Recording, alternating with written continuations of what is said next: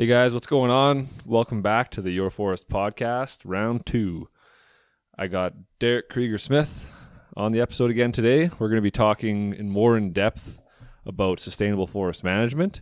Like I said last time, he is a registered forestry professional in the province of Alberta, same as myself.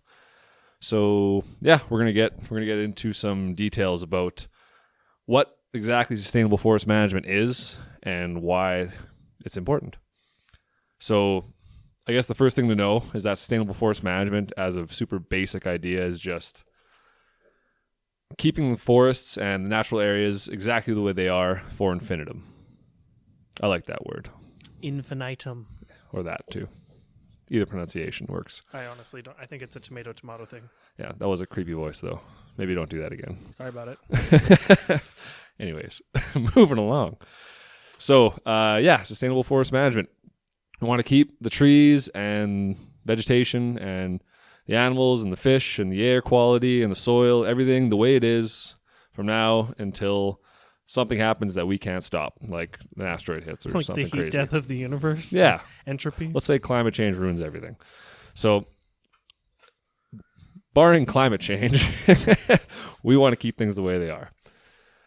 So, the way that forest companies start doing that, they plan for very specific values.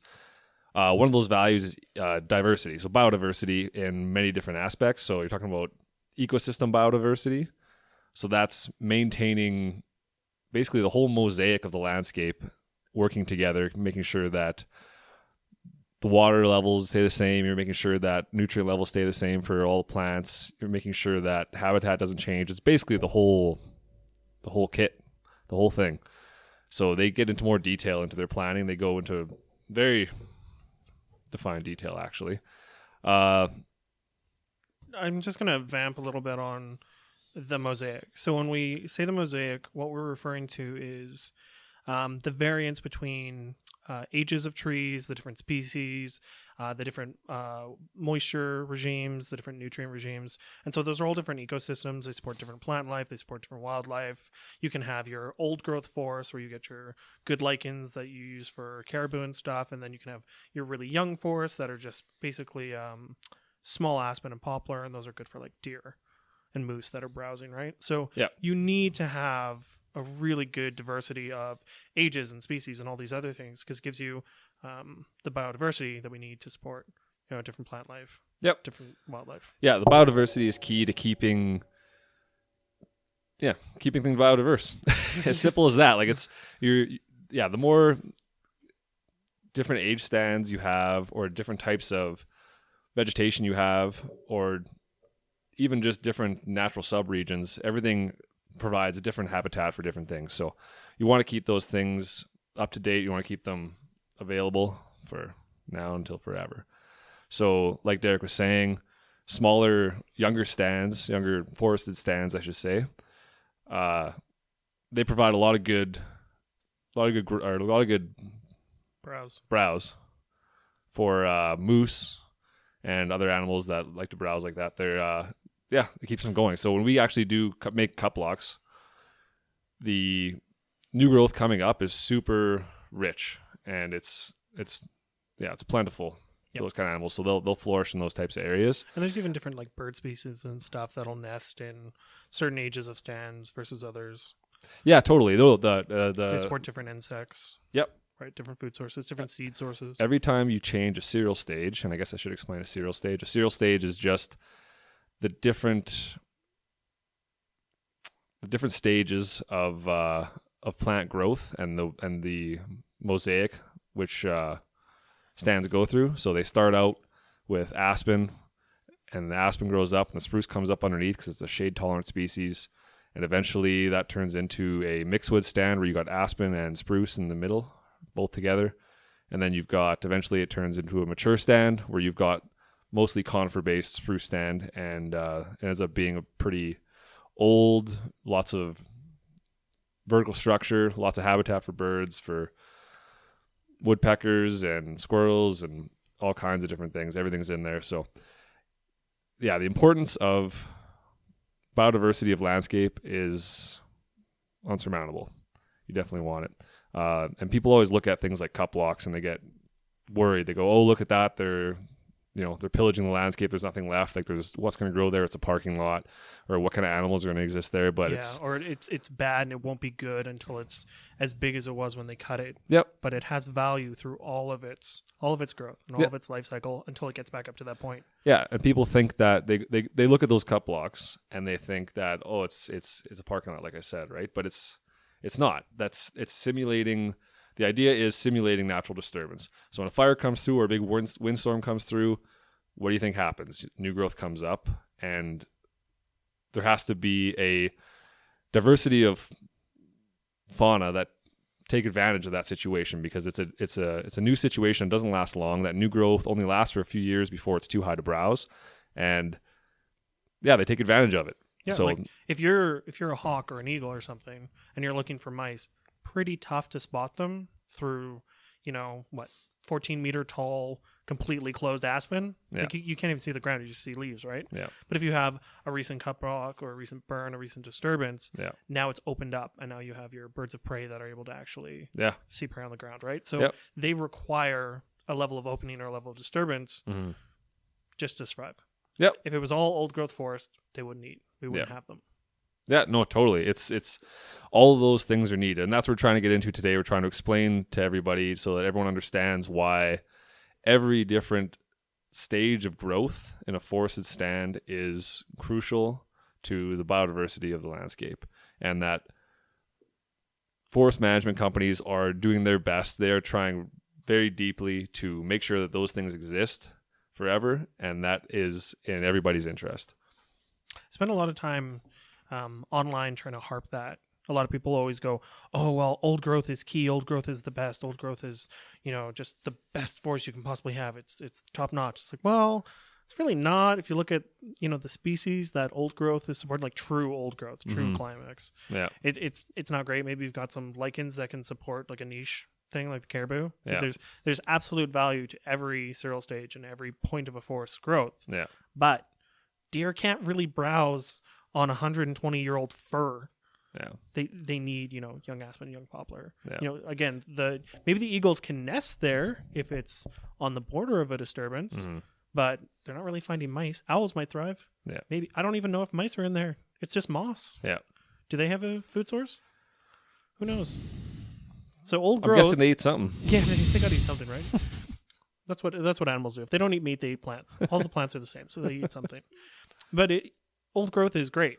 It's really important, and we should protect it. We always need to have a little bit of it to support different species. But at the end of the day, if the whole province was old growth, first of all, it would burn overnight.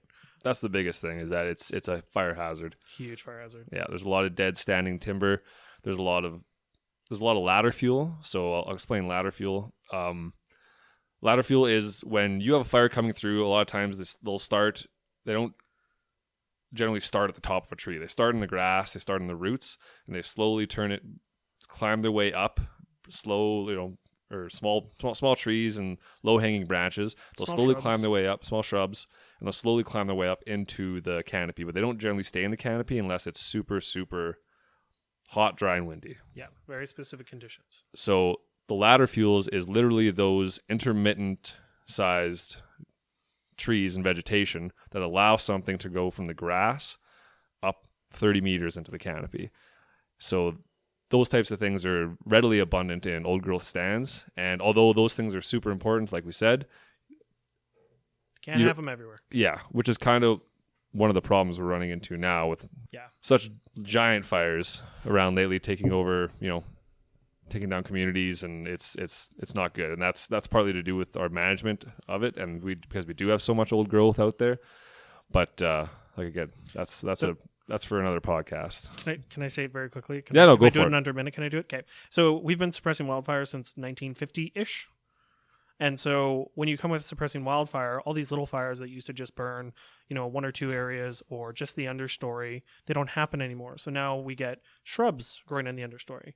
There's stories of the pioneers when they came through, they could ride their wagons right through the forest. And now you can't see 50 meters through the trees. It's all just alder. Yeah.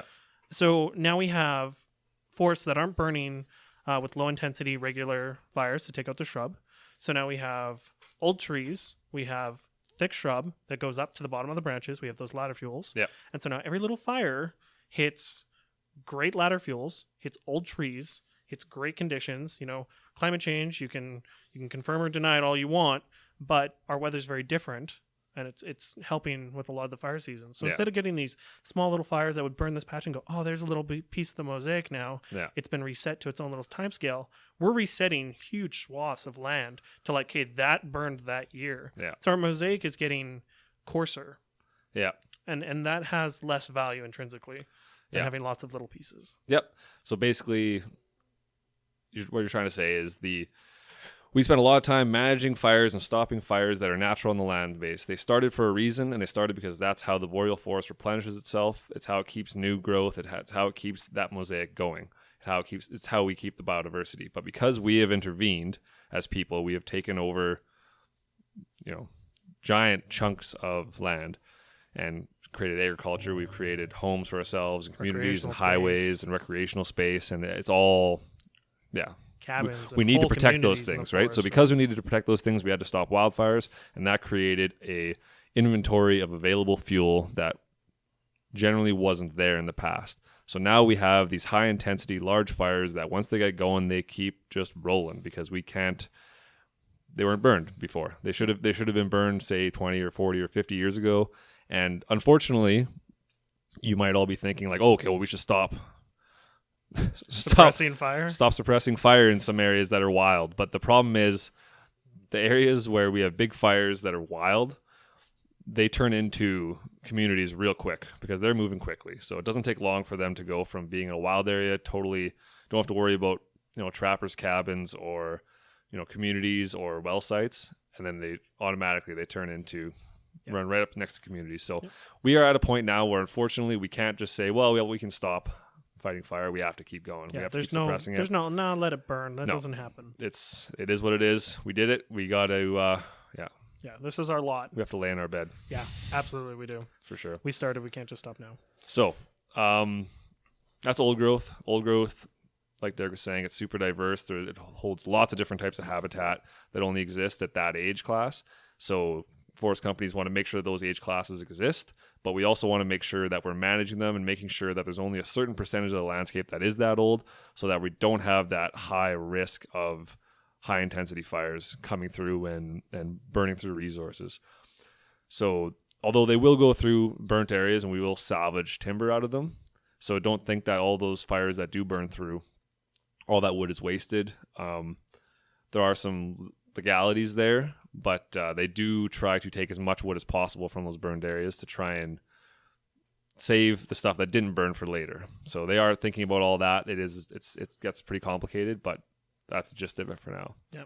Another thing, just to talk about biodiversity, is access. So when we go onto the forest resource, if we're cutting an area, if we're going through to do research plots, whatever, if we're building roads or creating access, closing that access behind us is very important. So there's a lot of planning in terms of building a large road that you'll run for 20 years. And then you branch off of that. Maybe those roads are open for 5 years. And then you get your 1 year roads off of that typically go into your cut blocks. Mm-hmm. So there's a whole scale of road planning. And those are meant to close up after you're done using them, right? They fan out like arteries. And then you close them up. And that's to protect. So if we're talking about biodiversity, that's to protect poachable species. Yeah. Or species that are really sensitive to human impact. Yeah. So that's any of your big predators typically. Generally speaking, like wolves and big predators will take advantage of straight anthropogenic lines. They can move quickly across them and track and see all the tracks going across. So they can cover a lot of ground and they can easily hunt those lines. So every time we fragment the landscape with cut blocks or cut lines or pipelines, we make it easier for predators. Sorry to cut you off. No worries. So when we talk about fragmenting, anytime we create a linear disturbance, right? So we put a seismic line in, we put a road, we put a pipeline. Prey animals are very wary of open spaces, and they're very smart. They know if they walk out onto that pipeline that there's going to be a wolf or something that's, a cougar sitting up in a tree watching the line. There's all sorts of predators that take advantage of that. Mm-hmm. So they're hesitant to cross these new linear features we create, and that can result in genetic stagnation, which can be a big problem up in Jasper and Banff that they're finding. There's just so many highways and big trails and lines that have been cut that they're worried the genes aren't flowing between all these little pockets. Mm-hmm. That's where you get is it the Banff Highway Project where they have the big animal crossings? The wildlife corridors. Yeah. Yeah. So those big, when you're driving through Banff, or past Banff, I guess, all through the into the BC even, they have those giant, look like bridges going over top of nothing. It looks like an underpass when you drive under it. Yeah, and there's you can see vegetation, there's trees and shrubs and stuff on top of them. And a lot of people are wondering, well, what the heck is that? What's the purpose? That seems like a waste, but those are wildlife corridors. That's so the animals can come through them. And yeah, it's good, but unfortunately it's not the best because they also create pinch points for predators to... They do. So I actually have a cool story about this. With junior forest rangers, I got to work on one of those. So they have, at the very top of that, they have a barbed wire fence. Yeah. And they had a pack of, like a strip of really fine sand on one side. And then they have a trail facing the like highways, not... No, just so if the corridor travels perpendicular to the highway, they have a barbed wire fence that's parallel with the highway. Oh, okay. So the animals would have to cross under it or through it. Or over it. The point of that is that it snags hair samples, and they're tracking the flow of genes. Yeah. So we went through scientific studies, and then the fine track of sand is for footprints and paw prints, so they can identify species and animals that have gone through. And then they have a trail cam with a motion sensor. So we went and worked on it. We put in a second line of sand on the other side, so that they had two sides. And they actually sent us a photo a couple days later, and it was like an hour after we'd left. It was the biggest grizzly I'd ever seen was on this trail cam, and they were like, "You did it!" And I remember that barbed wire fence when I was a teenager. It was just high enough that I could throw a leg over, and I had to push the barbed wire down so it didn't hit anything important. And that grizzly bear made that thing look like it was, a picket fence for a dollhouse. Oh, yeah. I couldn't believe it. Yeah. No, they're big animals. Probably as tall as I was. Yeah. They're definitely not teddy bears. When you see one sitting on its ass on the side of the highway with all its paws in front of them, kind of looking cuddly, don't stop to take pictures or... stick your hand out, try and give it a high five. It's not a good idea. Yeah, don't stop to take pictures. Don't throw rocks at it so it'll stand up. I've heard all sorts of stories, whether they're true or not. I've heard horror stories. What's a big one? People stopping to take pictures in the parks there is bad because they don't realize, like, I'm on the shoulder, I'm on the side of the road, I'm out of the way, but you're not. Like, accidents are caused that way. People get concerned. They're wondering what's going on. Like, should I stop and help? Oh, they're looking at animals. They might maybe I should stop and look at the animal. Because they're worried about hitting someone on the shoulder, and then the person behind them isn't looking, and then there's a rear end, and it's just... Yeah. Just don't stop. Leave the wildlife alone. It's very pretty. I know. You want to look at it. I know. Yeah. Pictures in Google. Also, bull elk. Those bull elk you see on the side of the road. Yeah. If it's anywhere near August, September, don't get out of your vehicle. No. They will gorge you. They have swords on their heads. Yeah, they actually do. I mean, man, they could easily damage your vehicle. What are they going to do to an actual person? You don't want that thing coming at you. Trust me. It looks cool, and it is cool. They're awesome. Look at them from your car. They are majestic. Stay there. And they are not for you. Yeah. So yeah. Some of the other things we talked about: stand level structure. That is what we were talking about with the different age classes and biodiversity. And we talked about access. What else can we talk about regarding biodiversity? We can talk about things you do when you're harvesting. So things like retention or leaving behind wildlife value from blowdown or things like that. Yes, totally. So like we were saying before, in the old growth stands, you get lots of like bird habitat and small rodent habitat in leaving some older trees in the cut blocks. Okay, so you get retention, and those provide just some shelter from the wide open expanse that is the cut block. Yep. Also, they create wildlife corridors like they do in Banff. Although instead of a bridge, you just have a row of trees, or not just one row of trees, but like a little strip that a deer can sneak through and not feel threatened. They can sneak through and not feel threatened. Exactly. That's exactly what it is. So we leave those on purpose. They're in strategic spots where planners believe that animals will be trying to cross. They're not randomly placed. Yeah. They're generally done strategically. Yeah, they try to work with natural corridors. Yeah. Animals like to move along water courses. Typically, it's a little bit easier walking than through the proper bush. Some of the other things I know I've done when I've done layout is you can leave, if there's a tree and it's broken halfway up or something, so that the top is snapped off, you can leave those as perch trees. Yeah. for birds of prey after the block is cut. Again, because you're having those predatory birds and they're looking for mice, and they need a break. They can't fly all day in the heat. So there's value to that. You get sections that are blown down. So you get these big, we call them jackpots, and it's just trees on trees on trees. Almost looks like a beaver dam. It gets very convoluted. It's a mess. It's a total mess. Yeah. And you can leave those, and those provide habitat for rodents. Or even bears. Even bears. Bears will actually den under those uprooted trees in the wintertime. They'll crawl right underneath, and the snow kind of comes over top. You wouldn't even know. I know a person actually they were trekking their way through the bush in the middle of wintertime, and they come up over this little lump, right? And just you're trying to get over. There's lots of branches and trees and downed logs, and you're just trying to find the easiest route through. And the easiest route through for this woman was to go over this hump, and it was a root ball, so she wasn't worried about it. She stepped on it. Her leg went through. Oh no! And she felt something move, and she had That's not okay. A black bear boar, burst out from between her legs and run in a straight line. Yeah, so she had an interesting day. No. I should ask her. I don't remember if she continued to work that day or not. I don't recall. You know what? If it were me, that's my day. Next time I see her, I'll ask her. No, I had a day once where I got stung 7 times. We got out of our truck, we walked over, we got stung 7 times each, and we got back in our truck and we went home. I had it. My hands were starting to swell up. Poor baby. Not doing it. Yeah, poor baby. There are things that'll happen every once in a while. Things that'll happen. You go, you know what? Not our day. No. You just back up and go home. Yeah. Nature wins sometimes. Sometimes nature wins. Yeah. Sometimes it's just not safe. So yeah, the other thing I was going to talk about for biodiversity was regarding buffers that we create to maintain biodiversity in, say, species at risks or even watershed.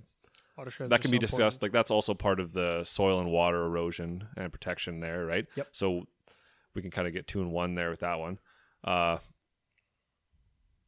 Forest companies leave when they go through to cut an area.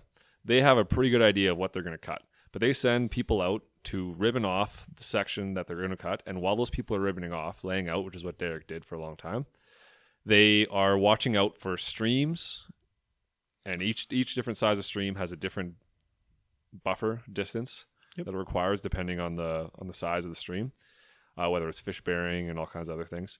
Also, they're looking out for nests, any kind of nests, birds of prey or anything else. Birds of prey, dens. Yeah. Anything that looks like it's burrowing or has a home. Yeah. So there's all kinds of different factors that they're keeping their eyes out for. Springs, mineral licks are a huge one. Springs, mineral licks. So springs, you guys know what springs are. I'm thinking it's where water comes out straight from underneath the soil. So it's coming out from the water table. And then mineral lick is so animals like ungulates, like moose and deer and elk. They require a lot of salt, and not just them. Bears and everything else requires minerals, right? Yeah, but all the animals require minerals. Specifically, the ungulates require a lot of them because they're trying to grow swords on their head every year. Yeah. Those require a lot Fair of point. calcium.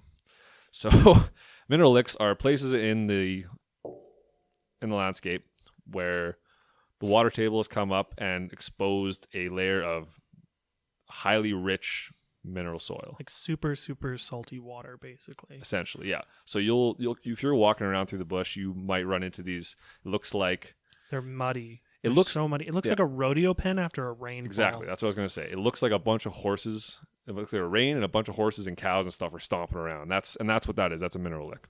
You can actually see them on aerial photographs. Yeah. They almost look like a sea urchin because they have so much foot traffic in and out that you can see all the paths that the animals have taken just to come. Like it's your hub. It's your shopping mall for wildlife. Everything goes there. Thinking about those, it makes me think about the Lion King. I wonder if they got like a bit of a truce when it comes to the mineral lick. I wonder, hey. The grizzly looks up and the deer looks up and they're like, we'll deal with this later. I'm going to go ahead and say no.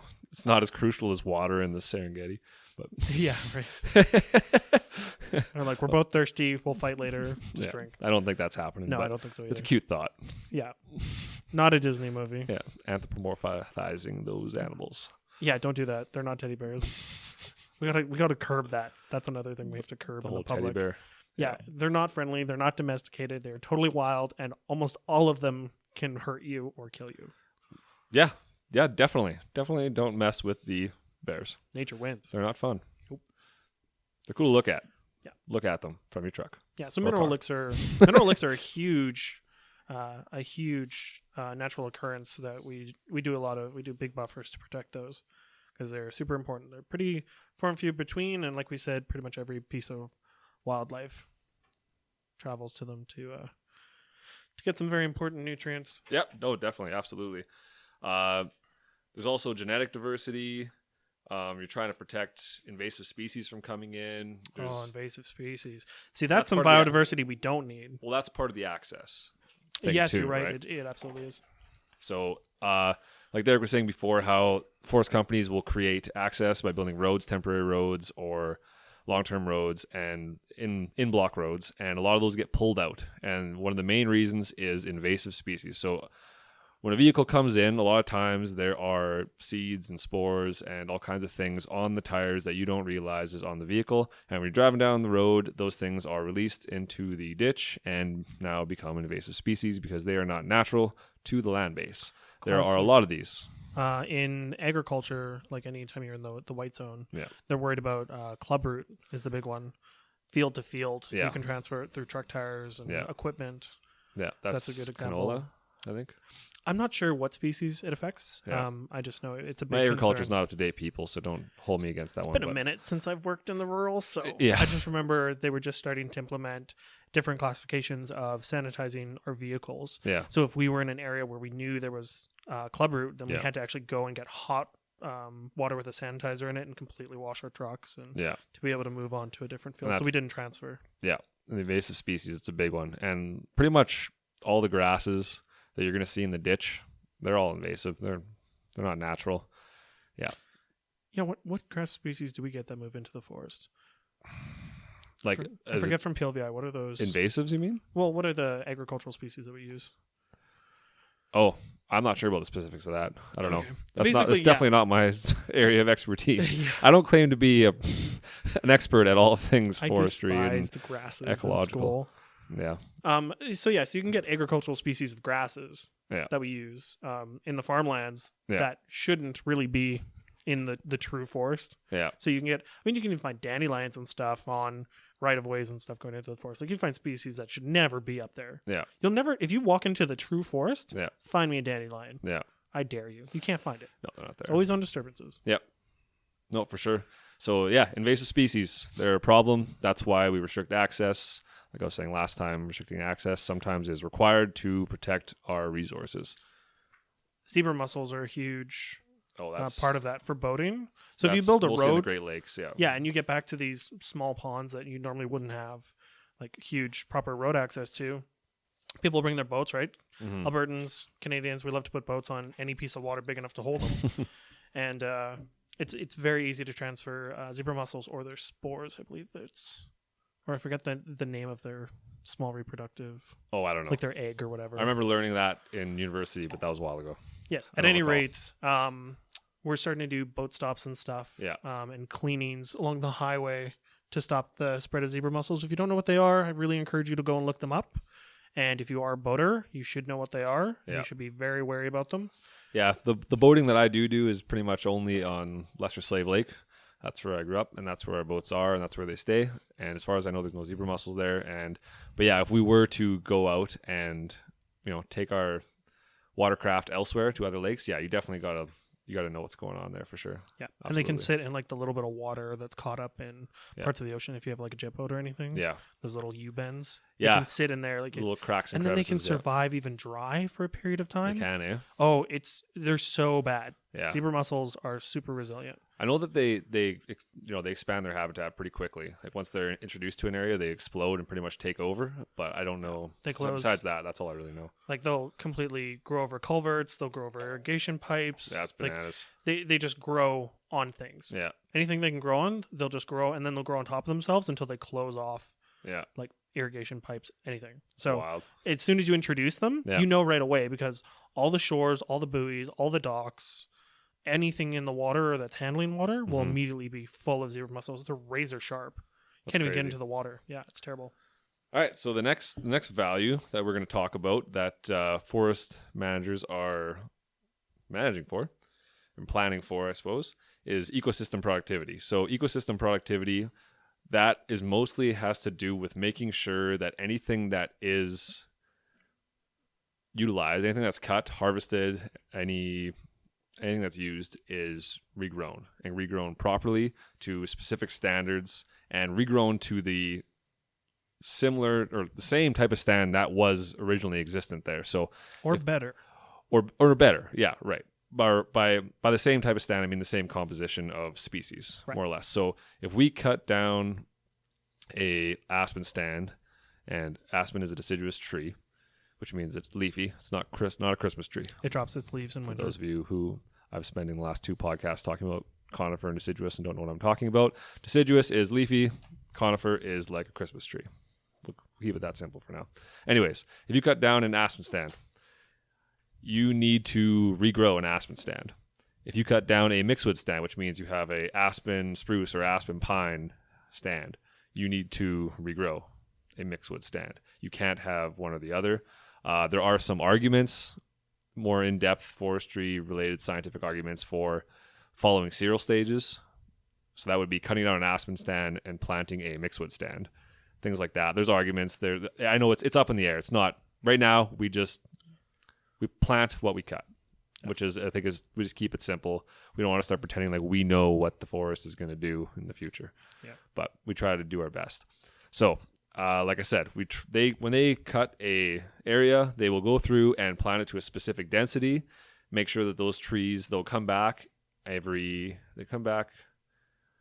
to remember how long the regeneration surveys are. I want to say the establishment. First one's 6. I think establishment is 6 years, and they do two sets of surveys after a block has been cut. So they do the establishment, and that's measuring to make sure that the trees are coming back, and that the stocking is sufficient. So there's enough trees per unit of area. So doing regeneration surveys, and they come back. It's on the 12th year, I'm pretty sure. I think is what the last one. Yeah, the regen is 12. So establishment is 6, I think, and regen is 12. And that means the 6th year they're going in, they're making sure that the trees that they put there, or if they left it for natural because it was going to come back, they need to make sure that they are established and that they are going to grow. And if that is the case, they're agreed they're going to establish, they come back on the 12th year and they make sure that they are growing at a particular rate. They're not being hindered by anything that might be messing up. They want to make sure that these trees are going to grow back to be full mature trees without any problems, because that's their... Yeah, we want to make sure that those trees exist. Yeah, using the data from the first set of surveys, and then the second set, you have that 6-year gap, and you can kind of extrapolate what the growth is going to look like. And if that projected growth looks good, it'll get what's called free to grow. Yeah. And that means that the mill or whoever cut it is no longer liable for that area in terms of regrowing the forest stock, because it's considered to be coming back acceptably. Yeah. And that's really important for a mill. Once an area is free to grow, the mill is then able to cut any other standing merchantable timber adjacent to it, because that area that was first cut that's now free to grow is considered just part of the natural land base again. Yeah. Goes back into their annual allowable cut. It does. So, so that's extremely important. You want to make sure they get that. And if they don't reach those establishment and or regeneration surveys, they have to spend a bunch of money, go back in and make sure that those stands will reach them eventually. So there's no cup locks out there that are coming back that are, they're coming back poorly and are being sickly, left alone, or they're not patchy and barren. What happens? It does happen, but they go back and they fix that problem. Yeah. They want to make sure that these things are coming back because they have an invested interest in removing that wood fiber again in 60, 80, 100 years. Yeah. So they want to make sure that that stand is available. Because if they create a stand that is now unproductive, it is removed from their annual allowable cut, and they actually lose. Yeah, it's a smaller land base they get to manage for essentially productive. Yeah, you're just leaving money on the table. Do we explain an annual allowable cut? I'm not sure if we kind of touched on it, but it's basically just that forest companies will take their land base. They acquire a specific piece of land, and they take that land base and they divvy it out into all the things that are merchantable. So they divvy it out into wetlands, which are unmerchantable. They divvy them out into unproductive dry spots, and they basically just remove all the pieces that won't grow good trees. And a lot of that is well, they won't grow good trees, so that's the biggest thing. But also though a lot of those places are sensitive. Even if they wanted to make them productive stands, it wouldn't be wise. It would cost a lot of money. They have to drain things. They have to mess with the ecology.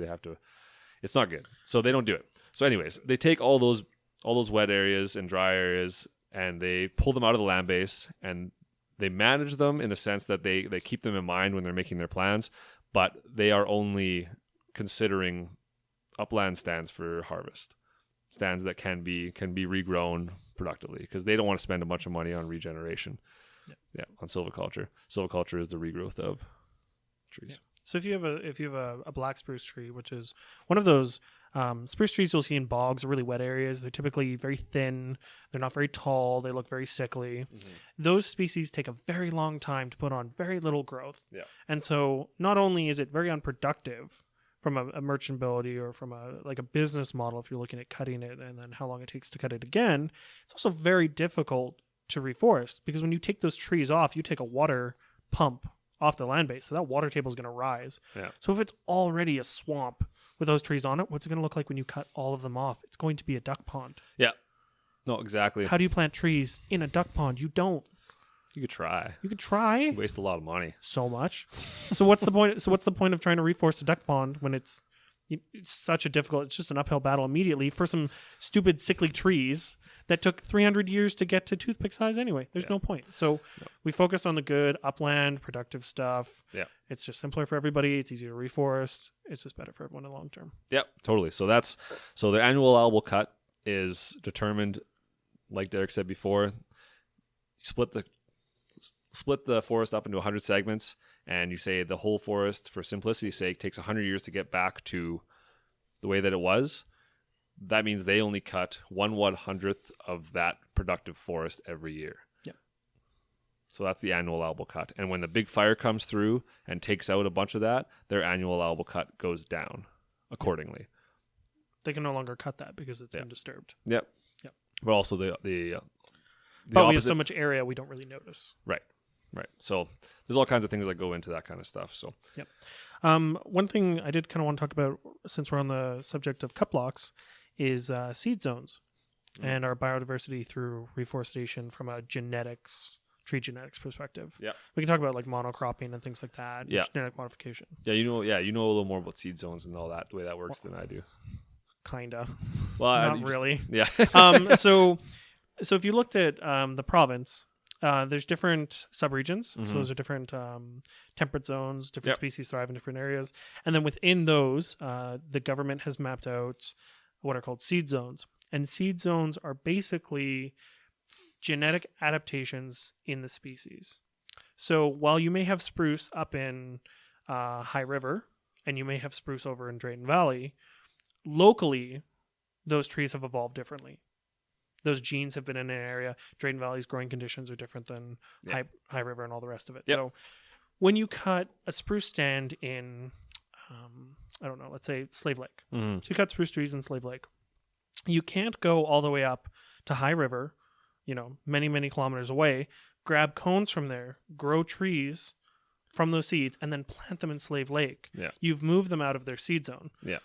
So there's a chance they won't come back the way they're supposed to, and also you're changing the genetic diversity of the land in a arguably bad way because they would never reach there on their own. So If our logic is you're playing God. If our logic is we cut something and then we put back what was there, we're definitely not wanting to grab seeds and genetic material from across a province or across a country. Yeah. So when you cut a cut block, they'll actually send harvest crews, pickers.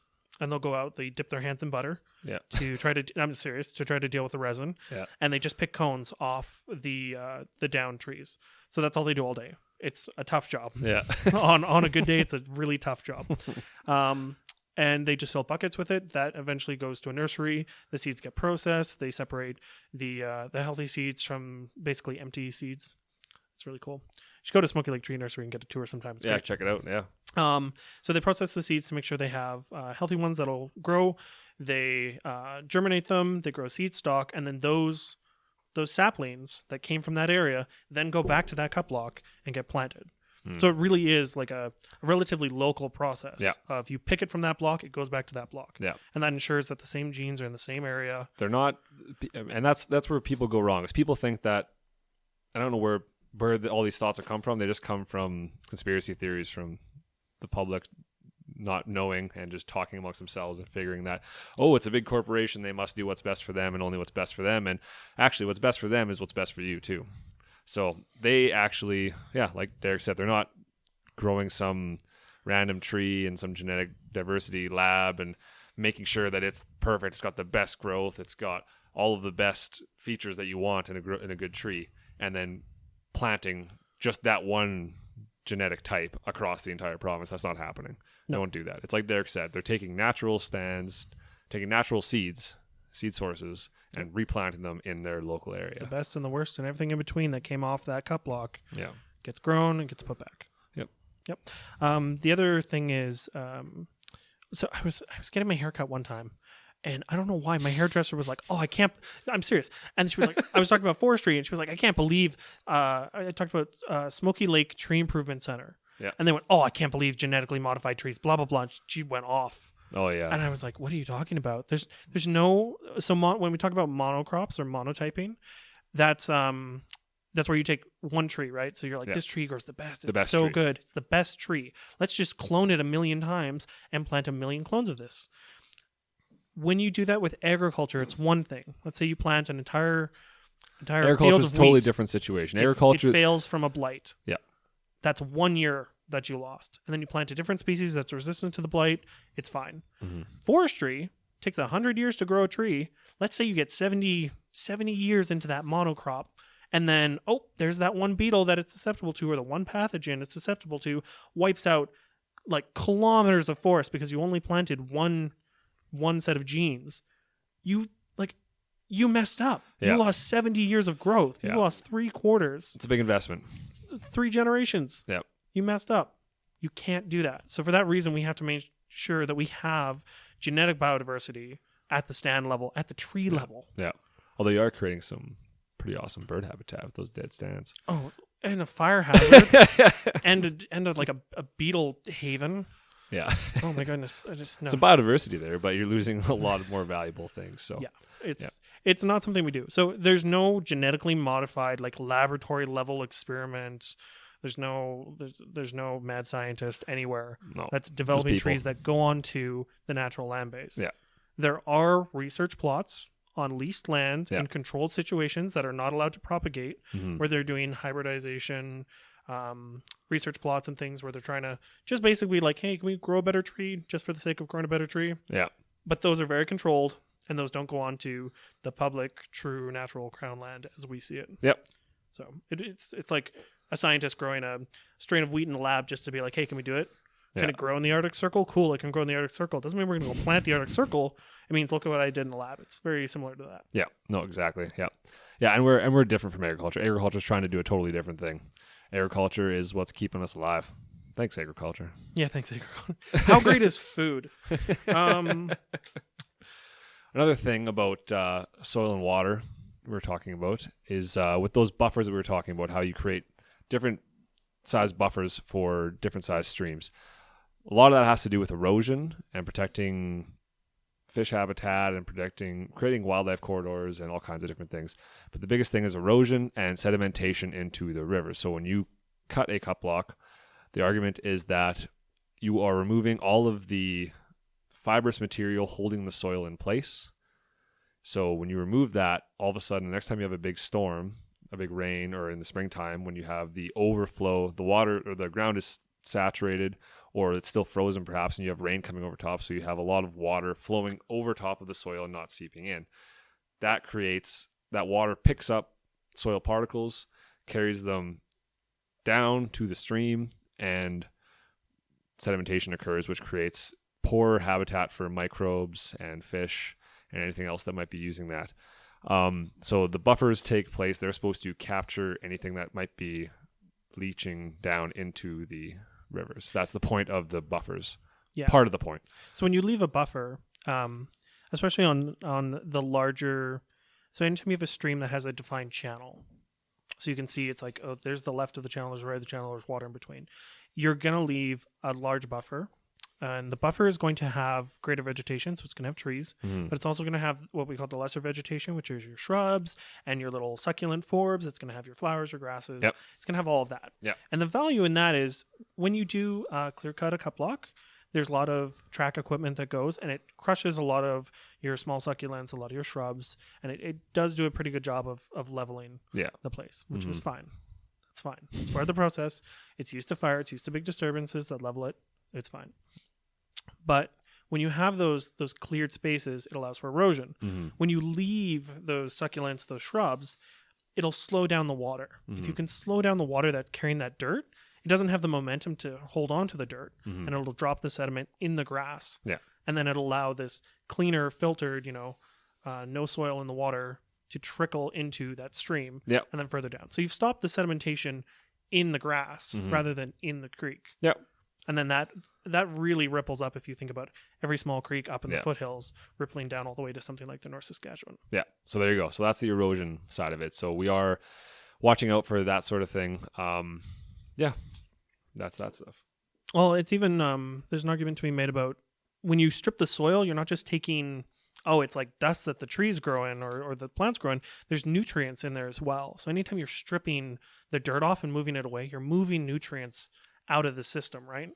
So there's a bunch of stuff in there. It's gone now. Now when the next generation of trees grow, it has less nutrients to build itself back up. Yep. It's permanently had a net loss. Yep. So erosion works for protecting fish habitat. It works for protecting the viability of the soils for new plant growth. And it's just better all around for clean drinking water and more productive ground. Yeah. Yeah. So, keep the dirt where it is. That's the goal. Yeah, exactly.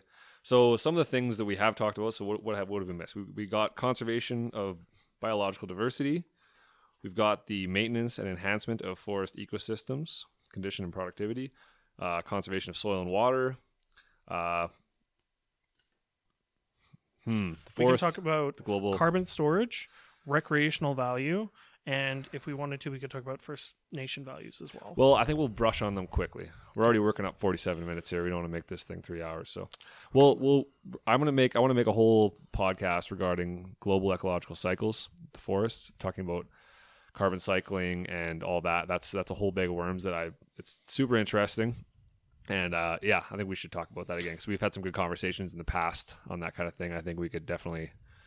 I think I could speculate on that. Yeah.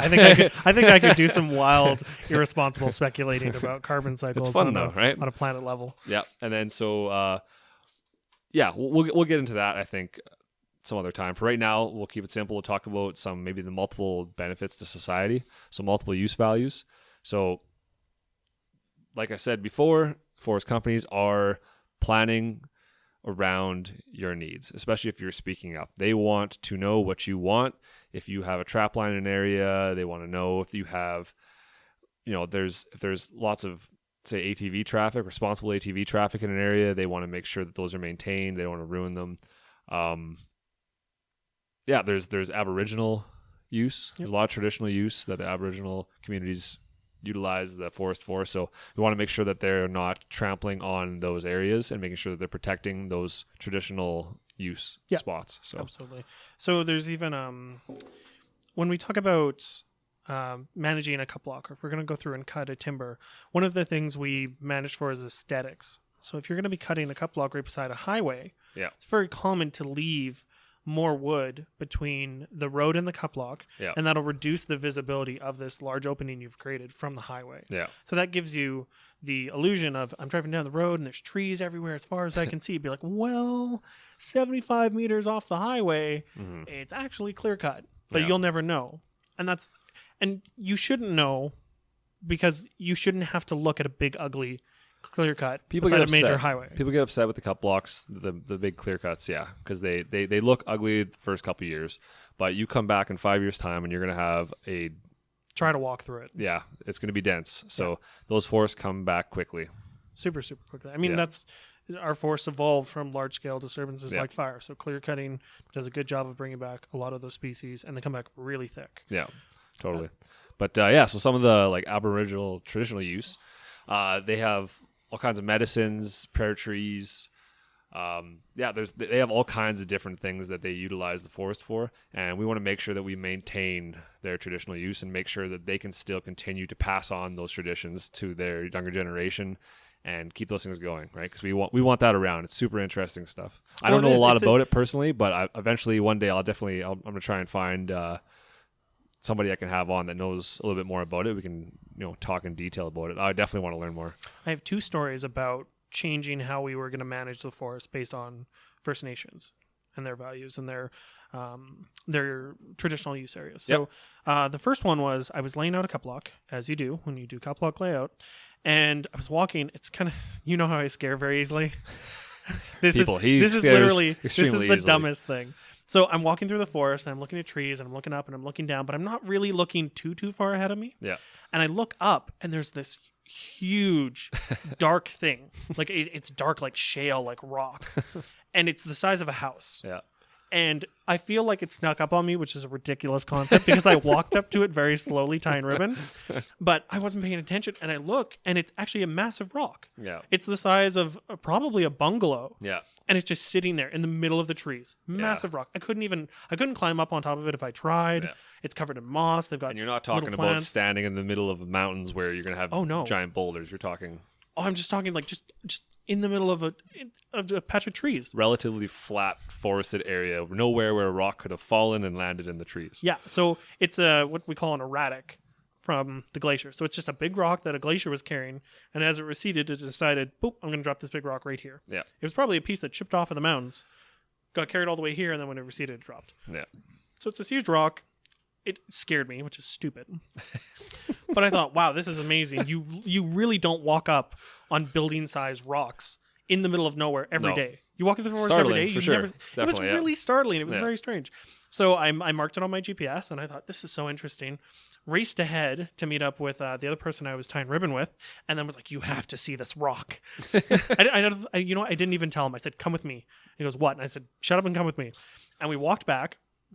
Took 5 minutes. He gets back and he goes, what am I looking at? And I said, take it in for a second. And he just kind of let his eyes, let his vision kind of widen to what he was looking at and went, oh. And I went, yeah, it's a huge rock, which is an amazing novelty when you walk through the forest all day and never see them. So big rocks, people. Big rocks.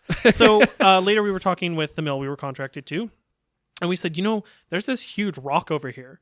Like it's a marvel, but it's going to give you problems operationally. Like you're going to have to cut around this huge rock. There's nothing to do with it. No way to move it.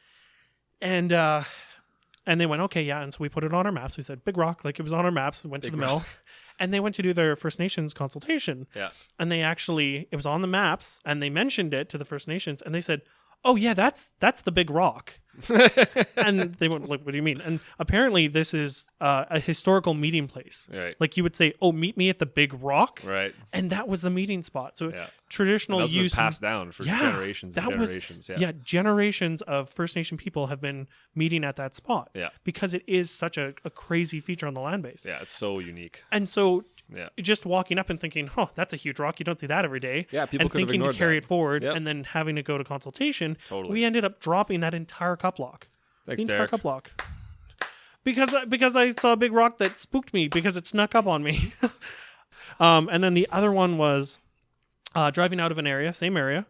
We were close to the reserve, and I saw some shirts that were tied to trees. And I've taken enough Aboriginal sensitivity training and some cultural courses to know. I went, oh, those are medicine trees. Yeah. And I went, oh, those are medicine trees. Yeah. And then I looked at my map and I looked at where I was and I took a point on my GPS and I went back to the mill and I said, so there's medicine trees on this point and there's 3 cup blocks within, 300 or 400 meters. And they went, yeah, those are going to go. And they ended up dropping 3 cup blocks to create, at least a kilometer buffer, maybe more. Yeah. They just gave them a really wide berth. Yeah. And I'm not even really sure what the traditional use is behind the medicine trees, although I have run into them and they're like trees that have cloth, very bright colored cloth wrapped around them in different areas, and they have a purpose, so we want to make sure we protect those things.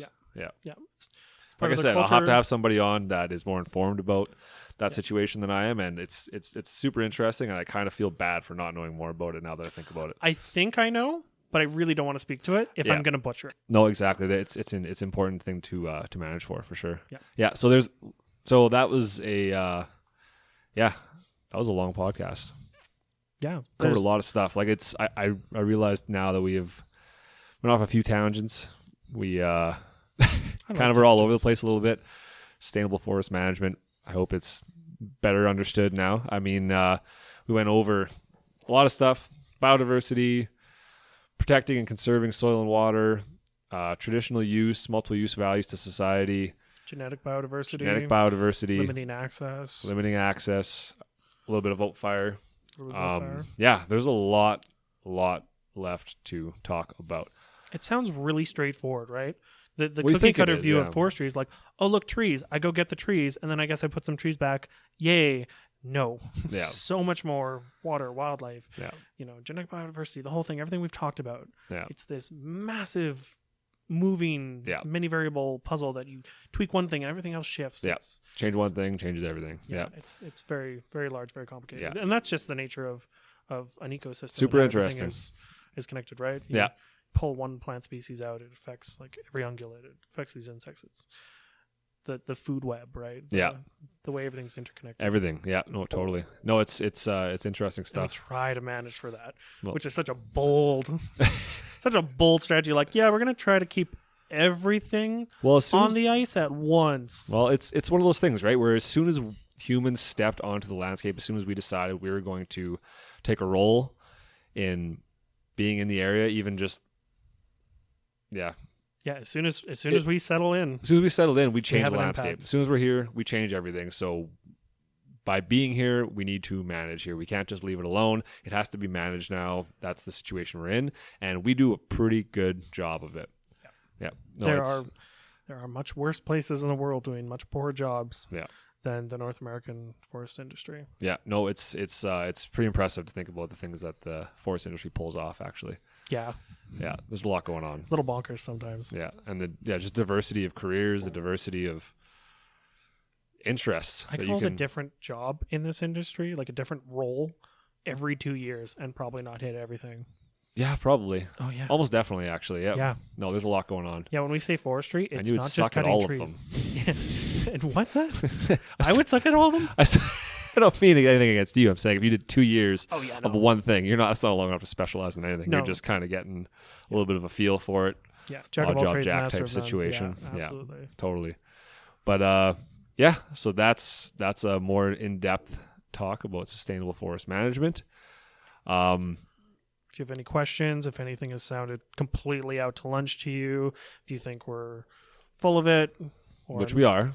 Definitely. Just remember, we're not saying that we are the best people to talk about this, but no one else is talking about it, on our social media or anything like that. So we're talking about it amongst ourselves, but I love our logic. We're not the best, but we're all you have. So put up with it. Yeah, so put up with it. Put up with us. That's all you got.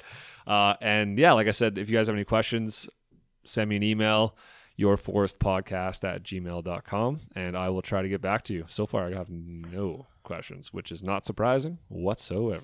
And where can they find the podcast? What are all your platforms where the podcast So it's is on available? iTunes. If you're listening to this, you've obviously found it, and it's at the end of the podcast. So, but it's on Tell iTunes. Your friends it's on a bunch also of things. it's on iTunes. It's also on the yourforestpodcast.com website. You can find it on there. They'll all show up on there.